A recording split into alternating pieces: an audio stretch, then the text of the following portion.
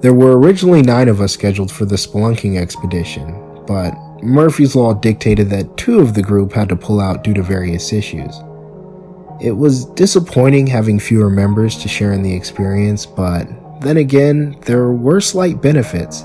Less logistical problems, more space, and so on. I personally wasn't that affected by it. While most of us were close friends, I hadn't known the other 2 very well. Our rendezvous was the cave entrance at the crack of dawn. I was the first one there, as usual. Those who knew me often remarked at my attention to punctuality. Slowly, the rest of the group arrived, parking their cars and unloading the equipment that we had organized between us. As the expedition leader, I had the emergency provisions on me. First aid kit, flare gun, and the GPS locator. It seemed quite odd that a flare gun would be taken into an underground location, but I'd rather have it and not need it than need it and not have it. We assembled at the cave entrance. There was Jason, Alex, Karen, Samantha, Vincent, Ashley, and of course, myself. Alex and I were experienced spelunkers, while the rest had varying skill levels. Karen, Vincent, and Samantha were moderate, while Jason was absolutely poor, and then we had a first-timer by the name of Ashley. Normally, it was against my instinct to take a first-timer into an unexplored cave, and especially in such a large group. But he had promised to obey every command I gave him and had agreed to carry the most cumbersome equipment on the safe parts of the trek. The cave loomed in front of us. It was typically dark and rather foreboding. Not for the first time, I wondered why it was. According to every available record of local geological sites, unexplored. Perhaps it was the isolated location, or the fact that until recently there had been no way for vehicles to access it through the surrounding forest. "Are you sure it's all right?" Ashley nervously asked, shifting from foot to foot. His earlier bravado had deserted him. "Yes, and you can't change your mind once we're in, so decide now," I said flatly, turning around without waiting for an answer. He'd make his own mind up without any further input from me. The rest of the group followed me. After a few moments of apparent indecision, Ashley hurried in after the rest of us. Soon, the darkness swallowed us whole. Inside, the cave was quite larger than it appeared. It proceeded inwards for about 200 meters and then sloped down quite quickly. As per usual, I ordered group members to buddy up, a system which the group divided into pairs and threes and were responsible for keeping together.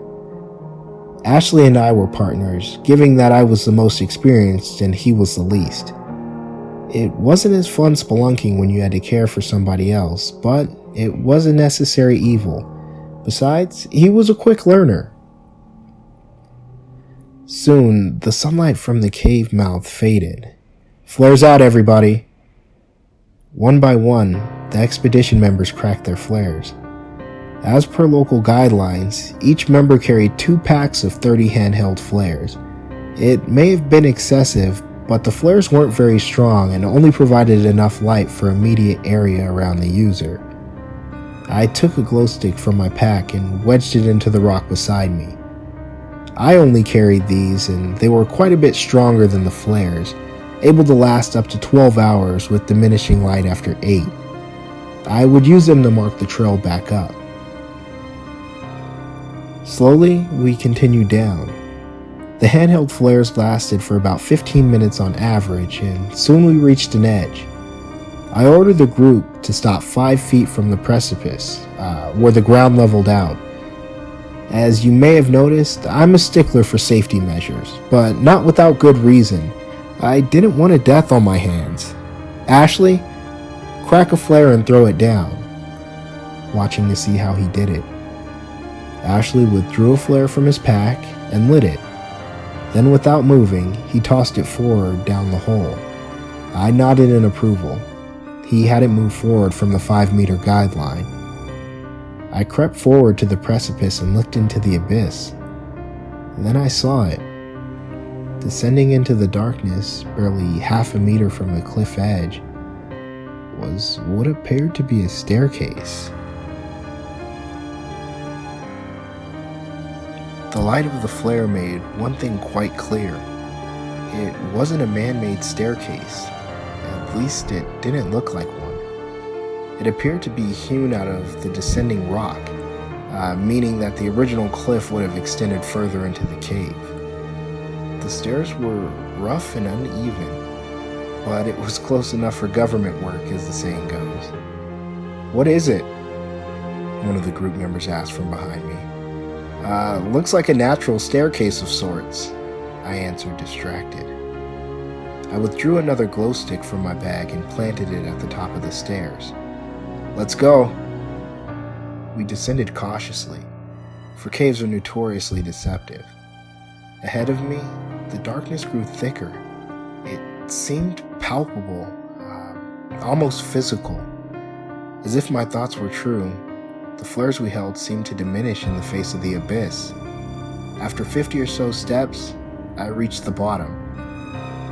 That's when I heard the crack.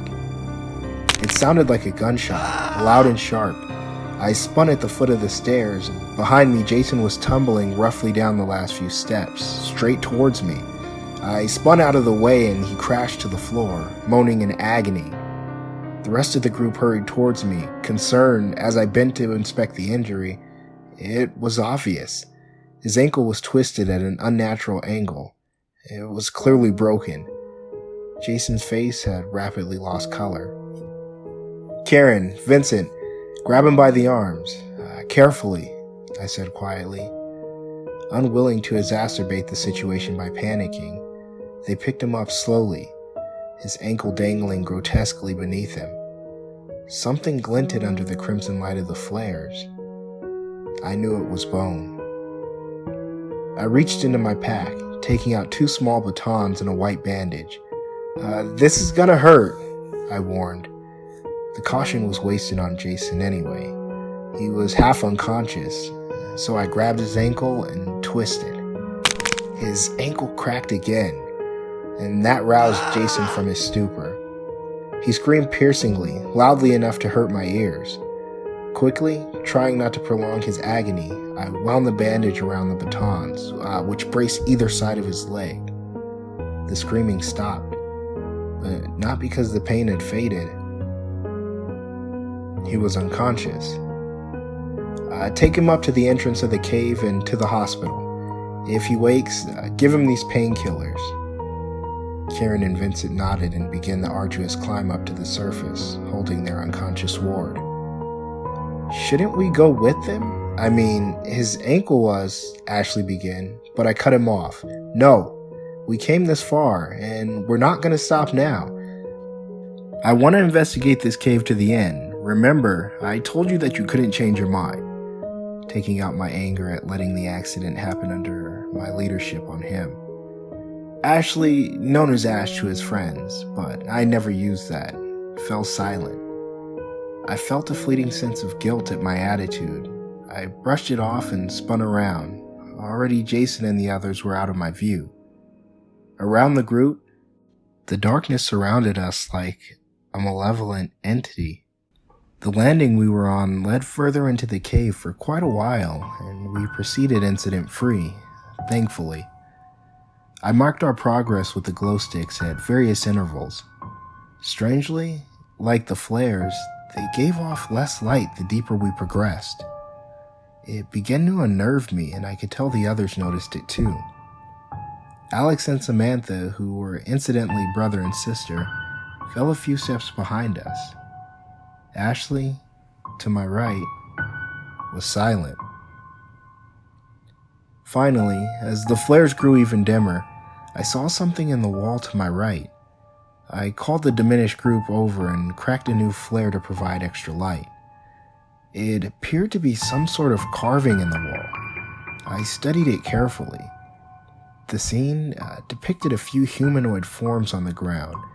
A few scratches of red seemed to indicate wounds, and various pillars around them rose to the roof of the cavern. But that wasn't nearly the worst part. In front of the people, the victims, I corrected myself, was a large figure. It may have had detail in the past, but only the outline remained. The body was scratched out. It was a disturbing scene. And then I looked beneath the scene and my eyes widened. It had a message.